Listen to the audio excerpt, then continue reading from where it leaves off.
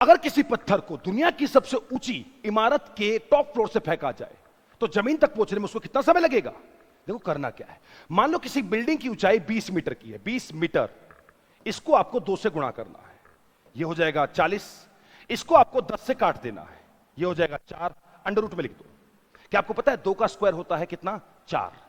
तो under root 4 का answer क्या हो जाएगा? 2। मतलब 2 सेकंड में कोई वस्तु, कोई चीज, चाहे वो इंसान हो या हाथी हो, बिल्डिंग की छत से लेकर जमीन पर गिर जाएगा। इसको एक और तरीके से देखना, इसके सारे पहलू मैं आपको बताता हूं।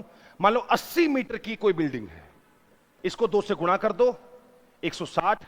इसको 10 से काट दो, 16 अंडर रूट। 4 का स्क्वायर होता है 16। तो 4 सेकंड में 4 गुणा 4 16, 4 सेकंड में वो वस्तु छत से जमीन तक जा पहुंचेगी। एक और तरीका करके देखते हैं, एक और क्वेश्चन। मान लो किसी बिल्डिंग की ऊंचाई 500 मीटर है, क्या करोगे? 2 से गुणा, यह हो जाएगा 1000। क्या करोगे?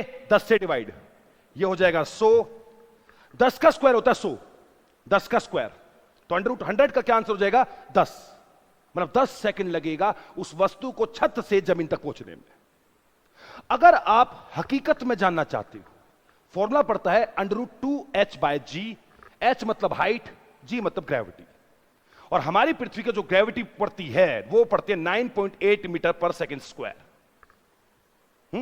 एक्सेलरेशन ऑफ ग्रेविटी जिसको हम बोलते हैं। तो जैसे मैं 10 से डिवाइड कर रहा था ना, अगर आप सही सटीक आंसर जानना चाहती हो तो 10 से नहीं करना है, 9.8 से करना है। इक्वेटर, भूमध्य रेखा पर हमारी गुरुत्वाकर्षण इतना होता है, एक्सेलरेशन ऑफ ग्रेविटी।